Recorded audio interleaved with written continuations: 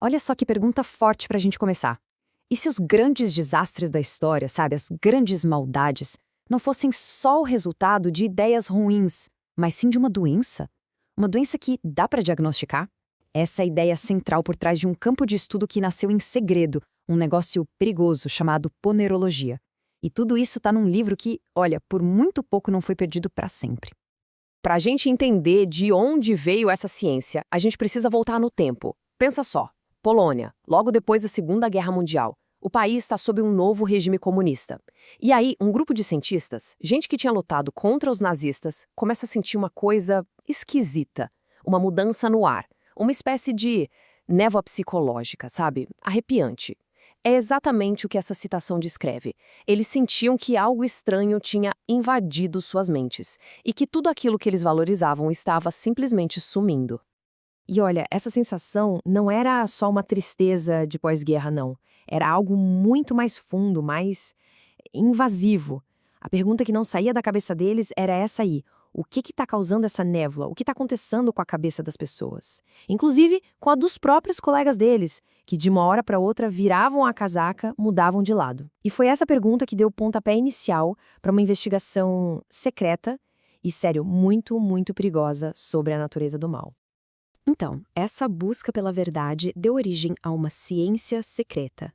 Quem estava por trás disso era um grupo de cientistas e o último sobrevivente dessa turma foi o psiquiatra polonês Andrzej Lobachevsky. Pensa neles como uma espécie de detetives da mente humana. Eles estavam trabalhando o tempo todo debaixo do nariz das autoridades sob ameaça constante. Por quê? Porque o governo sabia que o que eles estavam descobrindo era dinamite pura, uma ameaça direta ao poder deles. E a história dessa pesquisa nossa, é uma verdadeira saga. Dá uma olhada nessa linha do tempo. Tudo começa lá nos anos 50, com a pesquisa secreta. Mas aí, nos anos 60, a repressão aperta. Os pesquisadores são presos, os contatos se perdem, os dados destruídos. O próprio Lobachevsky, para conseguir fugir da polícia secreta, teve que queimar o primeiro manuscrito do livro dele. O segundo foi apreendido. Imagina, ele teve que reescrever tudo de memória, sozinho, durante anos. O resultado é que o livro só foi publicado em 2006, mais de 50 anos depois do início de tudo. É um testamento, né? Mostra o quão importante era aquilo que eles tinham descoberto. Tá, mas o que foi que eles descobriram de tão explosivo assim?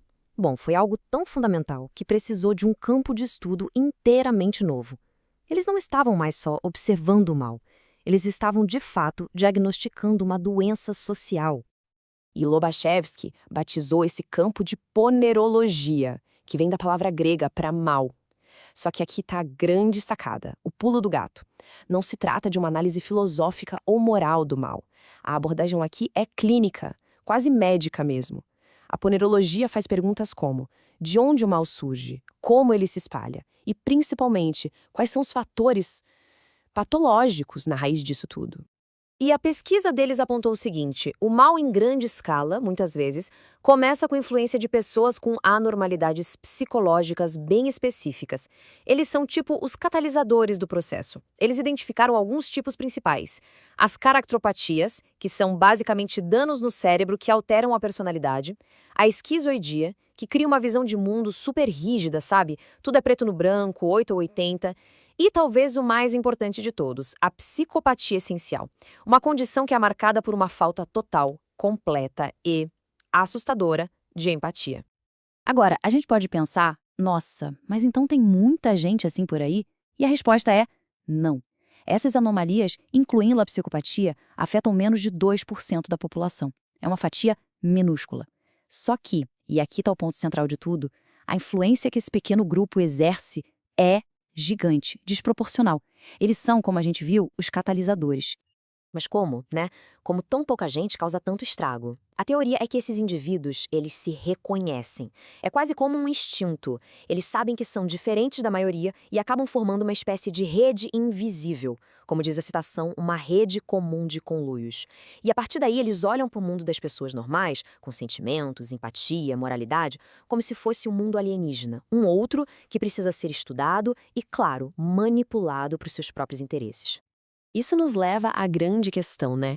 Como é que essa minoria patológica tão pequena consegue de fato tomar o poder e controlar uma sociedade inteira? Bom, o livro descreve um processo que é francamente metódico e bem assustador. Esse processo é chamado de ponerização. Pensa nisso como uma espécie de aquisição hostil, só que de dentro para fora. Funciona em etapas. Primeiro, a infiltração. Esses indivíduos se sentem atraídos por um movimento social, uma ideologia, muitas vezes com causas super justas. Segundo, a distorção. Eles pegam essa ideologia e a esvaziam, transformam numa caricatura que serve só aos interesses deles. O terceiro passo é a contraseleção, e esse é crucial. Qualquer pessoa com bom senso e moralidade normal é posta de lado, expulsa ou até eliminada. E, por fim, a tomada de controle. A rede patológica assume o comando de tudo, usando a ideologia original como um belo cavalo de Troia, uma máscara. E o sistema que resulta de todo esse processo tem um nome específico: patocracia. Pensa bem, não é uma aristocracia, o governo dos melhores. Não é uma democracia, o governo do povo. É uma patocracia.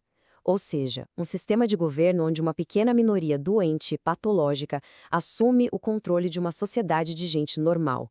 É um governo feito por e para os psicologicamente desviantes.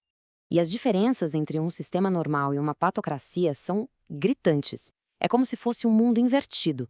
De um lado, a gente tem uma sociedade guiada por valores, pela razão, que busca o bem-estar de todo mundo.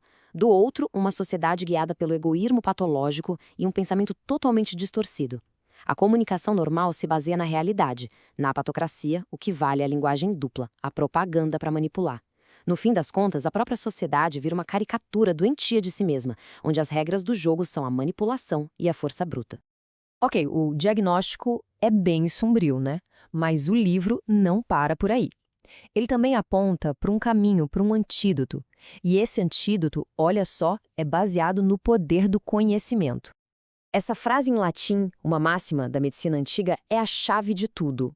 Não há tratamento para doença desconhecida. Ou seja, não dá para combater algo que a gente nem sabe o que é, que a gente não consegue nomear, não consegue entender. A ignorância, nesse caso, é o melhor terreno para essa doença social se espalhar.